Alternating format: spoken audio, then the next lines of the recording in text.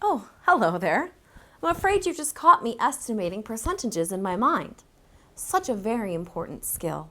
Before we talk about what I was thinking, let's just go over, when we're learning about percents, what are some important things that we're going to be learning? Now we've started with reviewing the difference between fractions, decimals, and percents, and how you muggles can compare and convert between them. Ah, yes, mental math, estimation. Our next focus in this lesson is going to be all about using our minds and not our quills. After that, we'll move into some equations. We have 3 different ways that we're going to be using the percent proportion. We're going to be using the percent proportion to find what percent something is. If I give you 2 values, I say 1/4 to find what percent is that. To find a missing numerator, if I say the whole is 32, you have 17%, what's the numerator? And to find the whole or the denominator, if I give you the percent, 62%, and I give you the numerator, 5, then you have to figure out what the denominator is. You don't even know if those problems are possible because I just made them up, so don't try to do them. After that, we're going to use a different equation to do the same thing. We're again going to find missing percents, but instead of the percent proportion, we'll be using the percent equation. The numerator, again with the percent equation, and finally using the percent equation to find the denominator. So you're going to learn how to find these 3 missing parts with 2 different equations. After we learn our equations, it's on to expressing change or difference as a percent.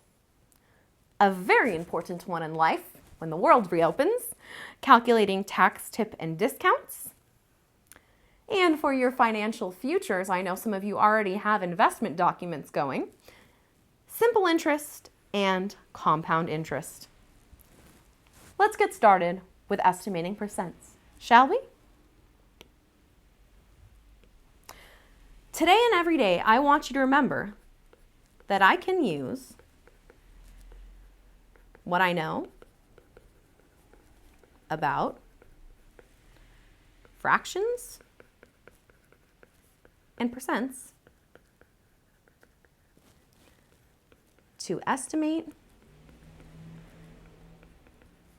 answers before and after I solve problems. Estimation is fantastic for 2 reasons. 1, sometimes you actually don't need to know the exact answer. Like if you're giving a 20% tip, you don't need to know down to the penny. You can round to the nearest dollar. And 2, it shows you if you calculate something precisely if you're off. If you estimate and the answer is supposed to be around 30, but your answer is 3.2, you know that either your estimation or your answer is really off and you want to go back and look at your work and see where you made a mistake and try to find that error. So for our warm-up, today we're going to look at these 3 problems. You're going to use mental math to estimate the answers to A, B, and C. Now I want you to write down your estimations, but I do not want you using your quill and paper to solve these problems. You're not multiplying, you're not dividing, you're not writing anything out. You're just thinking in your mind, what do I think the answer is about? What is it close to? You're going to write it down. And then I want you also to just be keeping in the back of your mind and thinking, what process am I using to solve these problems? What strategies and what background knowledge that I already know am I using to solve these? Pause the video and get started. Go! Unpause. We're going to look at which strategies you use to solve these problems. Now I'm going to use my quill to reveal 4 potential strategies. It's very possible that you came up with strategies of your own that are not on my slides. So if you came up with a strategy that's different than these 4, I want you to post it down in the comments below, write another strategy I used, and tell your classmates about it so they can also use your awesome strategy, because I know you're so great at coming up with your own ways to solve problems. But 4 common strategies people use are using increments of 10% to estimate a percentage, seeing if it's close to a friendly fraction, rounding the number that you're finding the percent of, or rounding the percent. So let's look at these strategies right now, and I want you to count how many of these 4 strategies did you use. Now, it's okay if you use the same strategy every time. It's okay if you used all the strategies. Estimating is one of those things where there isn't always a right answer. As long as your answer is reasonable, it's a great answer.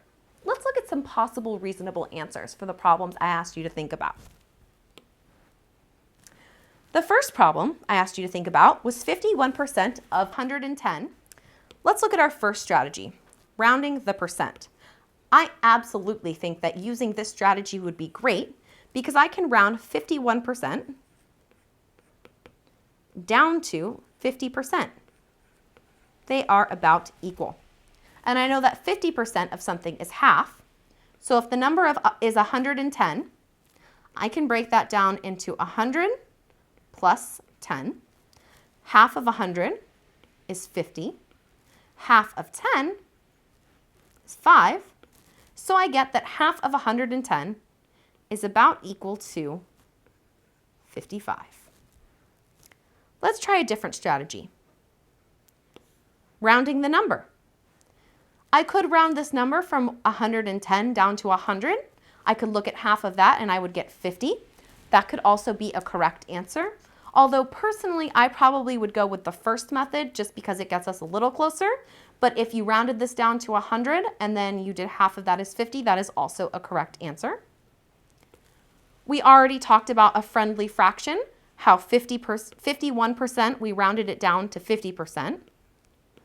And 50% is equal to a half. And you know how to just cut things in half by dividing by 2. So 110 divided by 2 is 55. And then let's look at the last one, increments of 10%. I didn't really use this one because I found it so easy to solve the other three ways, but I could have looked at what's 10% of 110. So 10% of 110 is 11.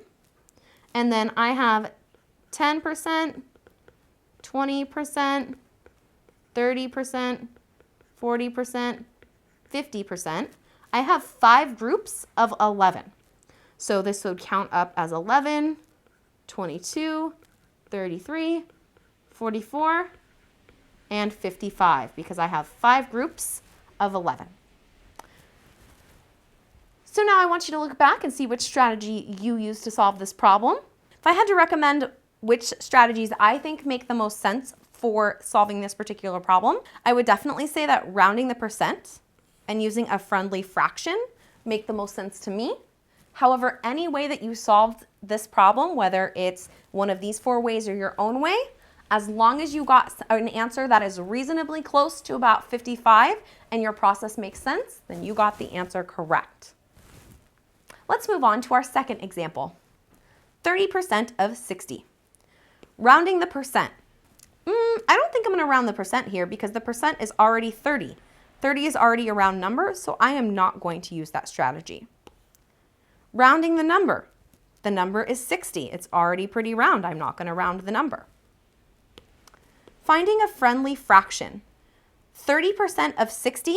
I know that 30% is exactly equal to 30 1/100ths or 3/10. And I know that 30% is about equal to 1/3, which is 33 1/3 repeating percent, of course. So if I were to solve it as 30%, it kind of reminds me of increments of 10. So I'm going to look at the fraction 1/3. And if instead of 30% of 60, I want to find 1/3 of 60, I know that's 60 divided by 3, and that would be 20. So we could find an answer that is about 20. And then let's look at our last strategy, increments of 10%. 10% of 60 is equal to 6.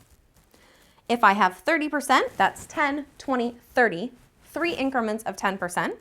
If each increment is worth 6, I do 6 per increment times 3 increments of 10% is 18. So here I got an estimation that the answer is about 18. So one way I got 18, another way I got 20. Whatever method you used, if you used a reasonable method and it's close to that, good for you. Let's look at the next one. Our final example for the day is to use mental math to estimate 180% of 95. The first thing I'm going to do is remember that 180% means that it's more than 1. And that means my answer needs to be greater than 95. And 180% is actually almost 2, so it should be about double 95. Let's see. Rounding the percent. It's a little risky and I won't get that close, but I could round that 180% is about equal to 200%. And I know that 100% is 95, so if I have 200%, it would be double that. So 95 times 2, it's the same as 100 times 2, minus 5 minus 5. So I know that that would be 100 minus 5 plus 100 minus 5 would be 200 minus 10, which would equal 190. So I would get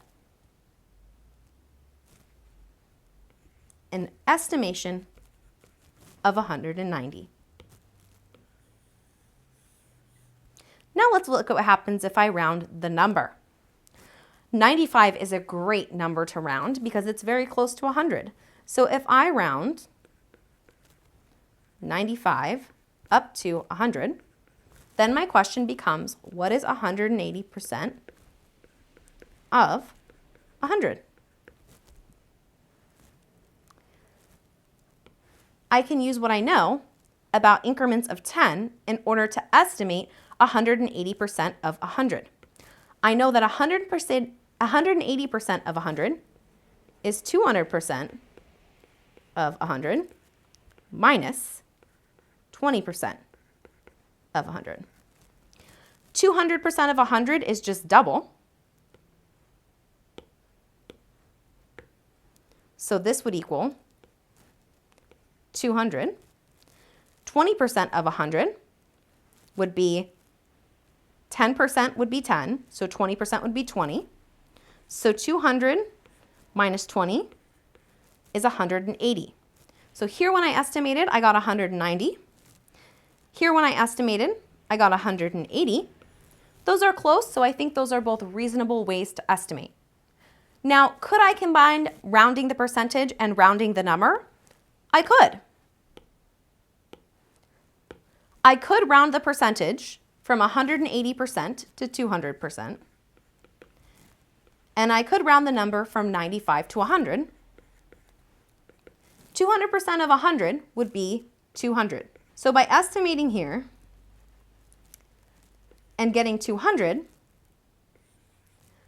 I'm still close to 190 and 180. But remember, if I use two of these strategies at the same time, I'm getting farther and farther away from my actual number. Finding a friendly fraction, I do know that 80% is 4/5, so I could look at 180% as 1 4/5 or as an improper fraction 9/5. I don't think that's the best way to solve this problem though, so I personally am going to choose not to use this strategy. So today we reviewed 4 different strategies for estimating percentages and using mental math to predict your answers or check your answers when you're doing percentage problems. What I want you to do is post in the comments down below.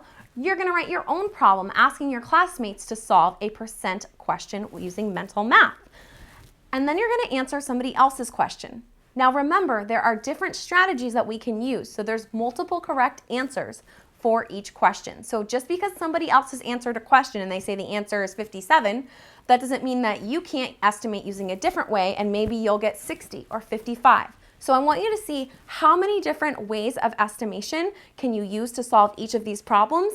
And as you're writing your problems, as you're solving these problems, think about, for this particular problem, what makes the most sense? Is it close to a friendly fraction, like a half, a quarter, or a third? Is it easy to do an increment of 10% because it's close to a 10% increment, like 21% or 39%? Or does it make more sense to round the percent or to round the number itself? So thank you so much for joining me. You are all now also wonderful wizards of mental math. I can't wait to see what you write with your quills in the comments down below. Thank you for joining me.